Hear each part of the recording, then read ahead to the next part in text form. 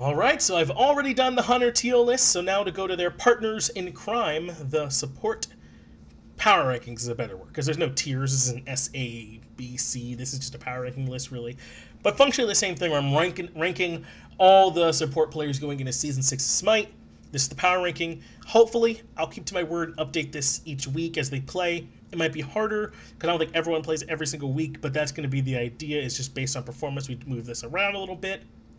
And I'm looking over the list, and this one's real tough, too. I don't think it's quite as tough as the Hunter list, but it's still tough. I mean, we got some really good supports here. Let's just look at Aurora, Trickstank, Polar Bear Mike, Collis, Emilzy, and Jeff Hinla are probably pushed, right, for 6, or very, very nearly. So, I mean, that's how deep this pool is, and it's why I was talking about some troubles Ionic might have. If you guys already saw my video, or not Ionic rather, but Kiki So Cheeky, if you saw my video talking a little bit about what's going on with LG and how they can perform. So I'm going to slide everybody around here a little bit and try and find out where everyone goes and try and give my best reasoning on why I think everyone's going the way they're going. But remember, the difference between 1 and 6 is probably a hair, and the difference between 1 and 10 is barely more than that. I mean, these guys are also close together. And as always, let's hope that they blow these up right away, right? And Ionic's the best support in the league, because I'm almost certainly going to put Ionic at the bottom. Let's put Ionic down there, right? Because it's just been too long since he's played at this level. Not even with like SML experience to kind of keep him caught up. And I think likewise Kiki, but Kiki's at least been playing at the SPL level, so I think likewise those two just have to go at the bottom for that reason and nothing else. This isn't like a gauge on potential. This is just how I think they're going to be playing day 1, you know, just based on what we've seen so far. So that's another reason why I think a power ranking is a better term for it over tier list, because it's not like I'm ranking potential. It's just basically who would I rather have day 1 right now. So I think those two are probably going to have to be there. And so now 1 through 8, it becomes a real problem. I think I have to put Aurora number 1 because he's the world champion, you know, like he's and I think that he was the best support player that we had at the SPL, or not the SPL, but at HRX as well, pretty clearly. So I feel comfortable putting him up at the top. I do think Emilzy might be on a better team though, so it's really tough. It's hard not to want to put them together. Oh, this is already difficult. Aurora number 1, Kiki and Ionic number 2. I have 7 more to rank, and I don't know what to do from here. I think I want Collis next. It's basically just me going Splice Rival, right? That's not fair, just because those two are in the finals. That's not what it is. I think these two are really that strong. And I really do think, if it weren't for his run in Fall and HRX, I'd probably have Collis at the top of the list. He's been so consistently strong for Rival. There are games sometimes where Collis wins them independently, and that's kind of my point. Were it not for Aurora, he'd be the support I most recently could say that about, winning games almost single-handedly. I think Aurora had some games like that on Finra in the way that he made such a mess of picks and bans. Collis can do that too on something like an Ares, right, or a Terra, or Fafnir. So I think Collis and Aurora are 1A and 1B for me. Though I will give the slight edge to Aurora, since Aurora literally just won in the direct matchup most recently. So that's 1 and 2, and 9 and 10 I think are solidified. Now where do I go? Because Emilzy, Polar Bear Mike, and Trickstank are all so insane. Like Edge of Henla. I think I have to make the next tier. I think I'd put all 3 of these together in it. So if I was making a tier list, probably be Aurora, Collis in their own tier, Kiki, Ionic in their own tier, then Emilzy, PBM, Trickstank in their own tier, and then these 3 in their own tier. Probably that's how I would do it. So I've got it broken up like that for now.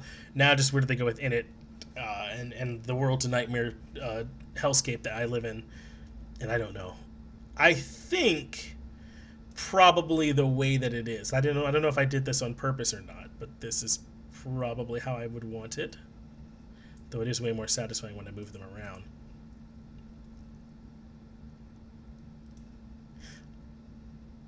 Yes. Aurora, Collis. For a second, I sold myself on it, and then I unsold myself on it. Emil's and Polar Bear Mike are so close. Polar Bear Mike won, obviously, in Season 4 on E United, and then was consistently the best team in NA throughout all of Season 5, and it wasn't even close until Fall Split, when out of nowhere, Splice started wrecking everyone. So it's really difficult to not give it to Polar Bear Mike. But Emilzy, I think, gives you not only really big plays in-game, and Emilzy gives you sneaky big play potential, especially on something like Sylvanas. I have all these images in my head of him just kind of shooting a shot and just seeing if it lands. It's almost like a half-court shot right before the buzzer, where if it doesn't go in, no harm, no foul. But if we do get it, it's huge for the team. Like, if I just land a throwaway Sylvanas pull over the wall and pull you back in, that's an instant 5v4 for my team just during the laning phase out of nowhere, and we build off that. So Emilzy kind of gives you that potential. And I don't know if Polar Bear Mike goes for those as often. And I think Emilzy tries to make those reads, and obviously he has such a knowledge for the game outside of it as well. It's a push between these two, but I think I just talked myself into doing Emilzy Polar Bear Mike. So that's what I'll do. Trix Tank. I don't know, man. Dignitas were so consistently the best team. Either them or rival over like the last 2 years.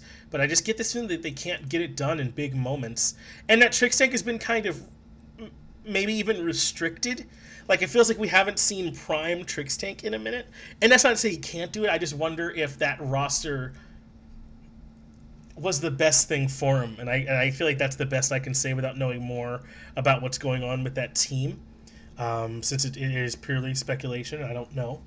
But that's just kind of what I have to wonder. I don't feel like we've been seeing vintage Trix Tank, and maybe there's a chance we see that in Season 6. And if so, there's plenty of potential for Trix Tank to shoot up, like here. You know, that's how good he is on a regular basis. So I'm putting him down here for now, but any one of these guys can be switched around. Support's so deep. And then we come down to my next tier, which I think is Jeff, Neil, and Raffer. And I think I would rather Jeff over Neil. So here's what I think. I think Trifecta is better than Space Station. At least they were at the end of Season 5. And they have certainly a chance to be at the start of Season 6. But I think I'd rather have Jeff. I think Jeff has been more consistently good. And I don't know, a lot of you are saying Jeff has fallen off. I don't know that I've seen that. You know, what can we demonstrably point to that has shown that Jeff Himla is not as good as he was 2-3 years ago?